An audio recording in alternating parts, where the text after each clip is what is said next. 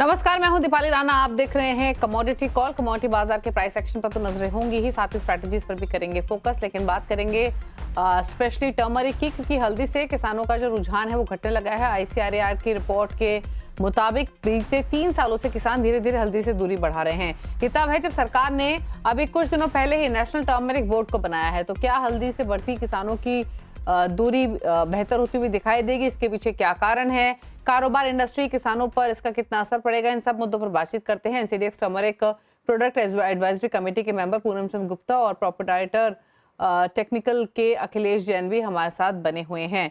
पूनम चंद जी, नमस्कार, स्वागत है आपका। तो पहले तो इनफैक्ट समझना चाहेंगे फिलहाल किस तरीके की स्थिति देखने को मिली है। अगर बीते 3 सालों के ट्रेंड्स देखें तो किसानों का रुझान हल्दी की तरफ कम होते हुए दिखाई दिया है, लेकिन अब क्या आप लगता है कि यहाँ से स्थिति बेहतर रहेगी किसानों के पर्सपेक्टिव से, या किसानों की टर्मरिक सोइंग के पर्सपेक्टिव से, कंसिडरिंग जो नेशनल टर्मरिक बोर्ड का गठन किया गया है वो किसानों की कन्वीनियंस के लिए, किसानों को बेहतर प्राइसिंग के लिए मदद करेगा?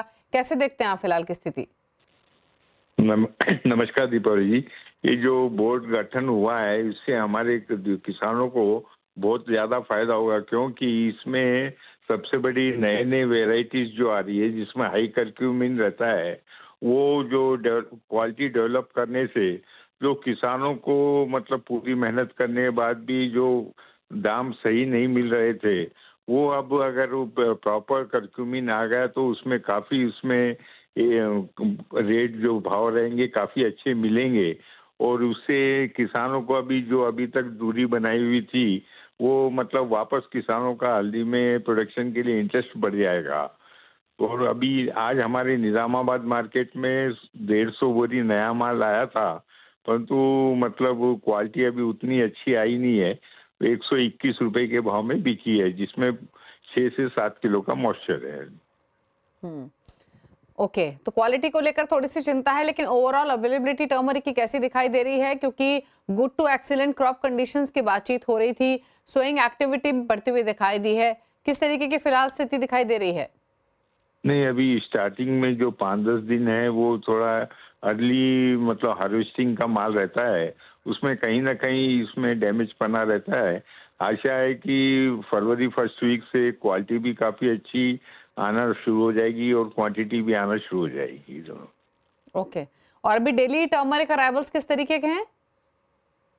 अभी डेली हमारे मतलब एवरेज में पूरे इंडिया का देखा जाए तो 8 से 9 हजार बोरी डेली आ रही है।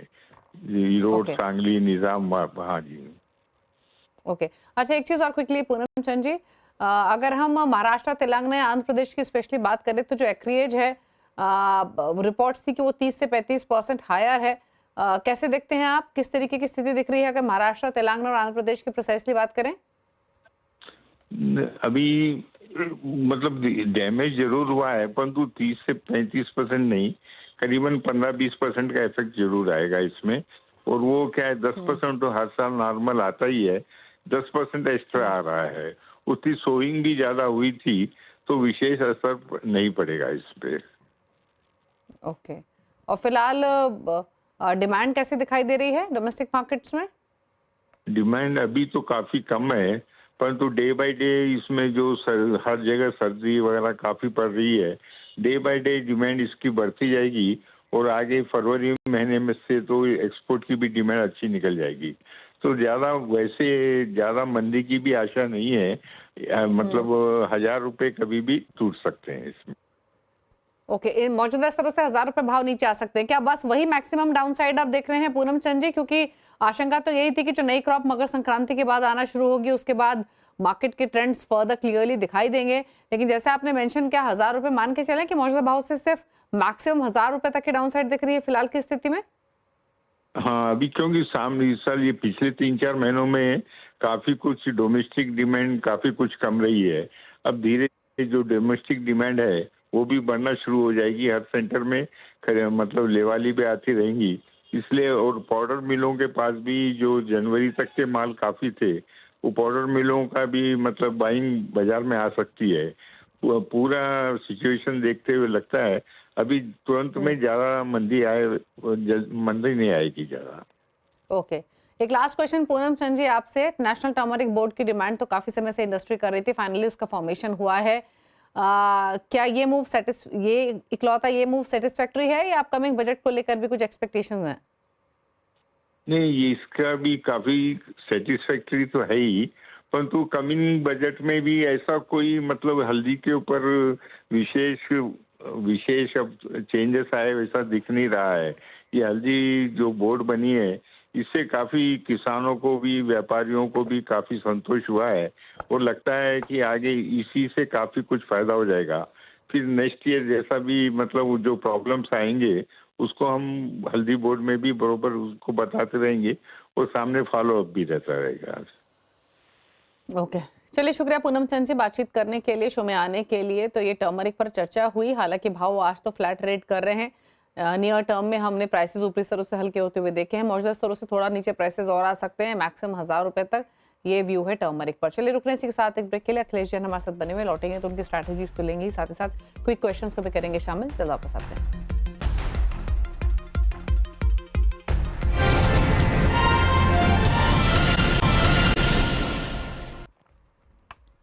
आप दे रहे हैं कमोडिटी कॉल, फोकस करते हैं स्ट्रैटेजीज पर। अखिलेश जैन हमारे साथ बने हुए हैं और उसके बाद आपके लिए क्वेरीज भी। अखिलेश जी बताइए पहले तो आपकी टॉप ट्रेडिंग कॉल्स। देखिए, मोमेंटम काफी अच्छा बना हुआ है। कल हमने सीपीआई के नंबर्स भी आते देखे और उसके बाद एक प्रीशियस के अंदर एक शार्प रैली आया। मुझे लगता है कि बट ये जो रैली है टेक्निकली एक बार ओवरडन हो गया है। यहाँ पर थोड़ा बहुत ट्रेडिंग प्रोस्पेक्ट से करेक्शन आ सकता है। तो गोल्ड को आप 79,200 के आसपास इंट्राडे के लिए शॉर्ट कर सकते हैं उछाले पर। 79,300 का इस पे स्टॉप लॉस प्लेस करें। ग्रेजुअली मुझे लगता है एक बार 78,550 500 के आसपास तक प्राइस देखने को मिल सकते हैं।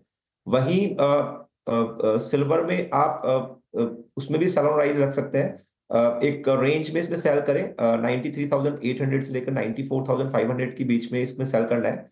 94,800 का इसमें स्टॉप लॉस लगाना है। मुझे लगता है एक बार 91,000 वापस से सिल्वर के प्राइसेस देखने को मिल सकते हैं। ये प्योर ट्रेडिंग कॉल्स हैं जो आज और कल के लिए वैलिड है अलॉन्ग विद स्टॉप लॉस। जी ओके, चलिए तो ये ट्रेड आपको मिले हैं गोल्ड सिल्वर दोनों पर। ये बात करते हैं क्वेश्चंस की। राजेश ने अहमदाबाद से एक सवाल भेजा है। सवाल है इनका हल्दी पर, एक लॉट खरीदना चाहते हैं, क्या ये राइट टाइम है बाय करने का या थोड़ा रुकें? क्या सजेशन रहेगा इनके लिए? देखिए, स्ट्रक्चर अभी साइडवेज डाउन ही है, जैसे पूनम चंद जी ने कहा था। अभी देखेंगे तो 6 मंथ से जो ये हल्दी है वो एक साइडवेज रेंज में काम कर रही है और मुझे लगता है कि 14,000 750 इस पे एक बैरियर है। जब तक हल्दी ये लेवल्स ब्रिश नहीं करती तो यहाँ पर अभी और मुनाफा वसूली की गुंजाइश है। मुझे लगता है जल्दी भाव 13,500 से 700 की रेंज में आना चाहिए। ओवरऑल जो स्ट्रक्चर है वो सजेस्ट कर रहा है कि 13,200 से लेकर 12,500 के बीच में कहीं पे टर्मरिक एक बेस बना सकती है। तो प्राइजेस को थोड़ा एक बार डाउन साइड और वेट करें एंड देन नीचे के लेवल्स पे आप बाइंग जनरेट करें। जी, अगला सवाल है महेश का, मुंबई से इन्होंने सवाल भेजा है। नेचुरल गैस पर 2 लॉट 285 के भाव पर लिए हुए हैं, मुनाफे की पोजीशन है, ले ले मुनाफा या होल्ड रखें? बिल्कुल। फर्स्ट ऑफ ऑल कॉन्ग्रेचुलेशंस, काफी लंबा आपने पोजीशंस को होल्ड करा हुआ है।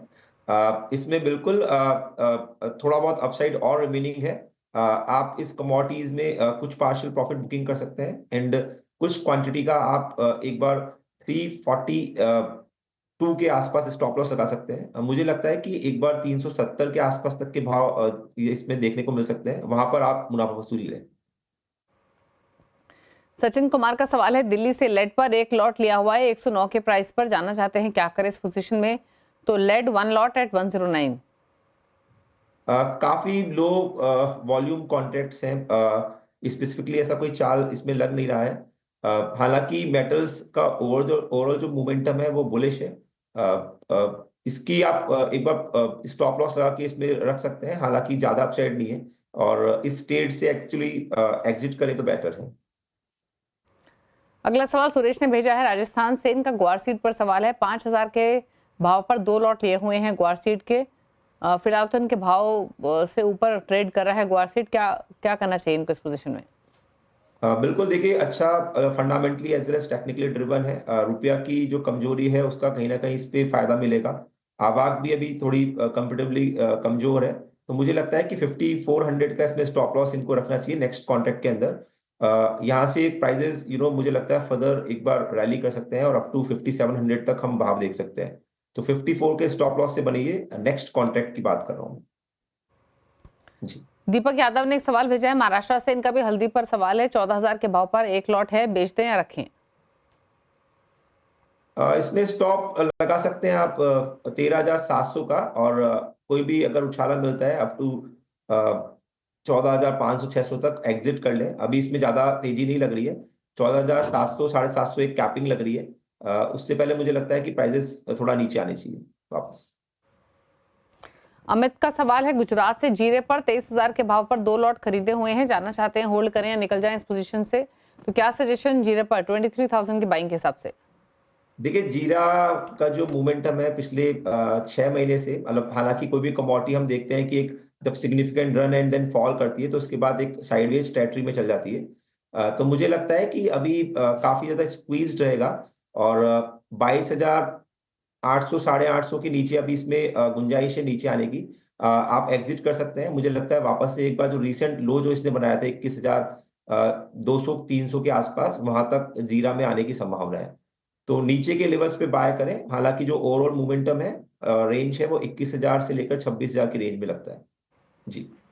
ओके, तो ये रही आपके लिए जीरे पर, साथ ही रेंज भी आपको एक सजेस्ट की गई है। चलिए, सवाल इतने लेंगे। Thank you Akhilesh ji show में आने के लिए और सभी क्वेरीज को आंसर करने के लिए। इसी के साथ कमोडिटी कॉल में तो इतना ही। ब्रेक के उस पार आप देखिए आवाज समाचार। नमस्कार।